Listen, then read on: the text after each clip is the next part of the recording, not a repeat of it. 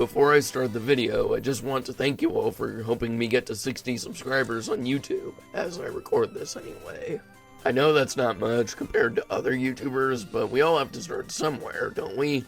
Now, on with the video. I just want to say for the record that I don't like to think of myself as having disabilities or special needs or anything like that.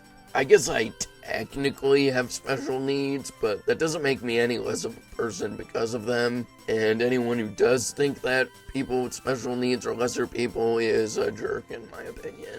Some of you might have been wondering why I draw myself with a white band around my neck with a purple dot, now off-white, starting this video, on the front.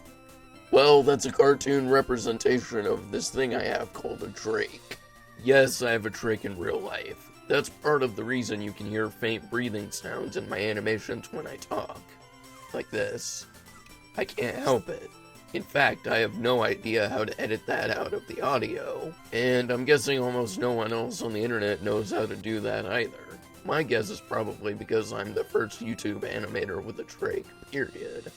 At least I think so. I don't know any other YouTubers with a trach, but I have heard of a couple that also have autism, which is something else I have, and something that'll be talked about in a future video. The purple dot represented my speaking valve, which blocks air coming out of my lungs through my trach, but not into them through my trach.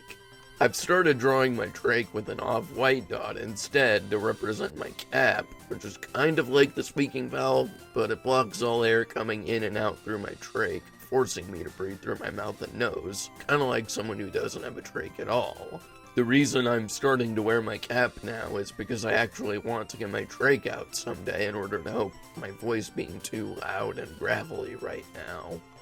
Plus, without a trach, I probably won't have to worry about the faint breathing sounds in my videos anymore, which will definitely be a relief. Now, I wasn't born with a trach because that wouldn't make any sense, but I was born with a muscle disease called congenital myasthenic syndrome, which sounds pretty bad, but it's not. At least not anymore, anyway. I'll spare the nitty-gritty details because I deserve some level of privacy, but basically, congenital myasthenic syndrome affects my muscles and makes them run out of energy a lot faster than other people's muscles.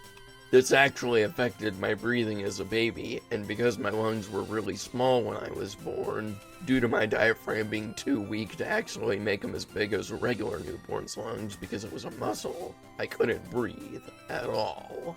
The doctors thought my lungs were just deflated for some reason, kind of like a balloon, but when they tried to save me by filling my lungs with air, they accidentally popped my right lung, which is actually pretty scary, so I won't draw that because I don't want to get demonetized. As you can probably guess due to the fact that you're sitting in front of your computer or phone watching this animation that I made, I managed to survive. They were able to stitch my lung back up and hook me up to a ventilator, thankfully. I did have to get the trach put into my neck so I wouldn't have tubes going through my mouth that prevented me from eating or talking, but they accidentally made the hole in my neck a bit too big, and I got a trach for toddlers instead of for newborns. That made it impossible for me to talk until I was about 2.5 because the trach completely blocked my airway and no air could get through my vocal cords. I was pretty much forced to breathe through the trach, so my mouth and nose were probably about as useful as an appendix or something for the first 2 years of my life.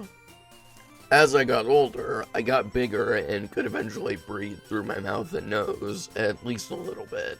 I was able to stay off the ventilator for a little while before I exhausted myself, but even so, I only weaned off the ventilator during all waking hours when I was about 3 or 4. I still need the ventilator at night to this day, but I can breathe on my own during all waking hours, which is good. There were other issues with my muscle disease that became apparent once I got older. For example, I never learned how to ride a bike without training wheels because I can't balance on a bike. My core muscles are too weak. I always needed the training wheels on my bike, but I got too big for the bike I had altogether when I was 12 or 13, and apparently they don't make bikes for teenagers or adults that also have training wheels on them. I'm pretty sure my stepdad Sean could have just bought me a new bike anyway and made custom training wheels for it, but even though Sean's a mechanic and that shouldn't be hard at all for him, I'm also pretty sure that it wouldn't really have been worth the money, considering that I look like an idiot to other people if I was riding a bike with training wheels as a teenager. So yeah, I can't ride a normal bike, but I do have a 3-wheeled bike. I know what you're thinking, but it's not the same kind of tricycle that little kids use before they upgrade to a normal bike with training wheels.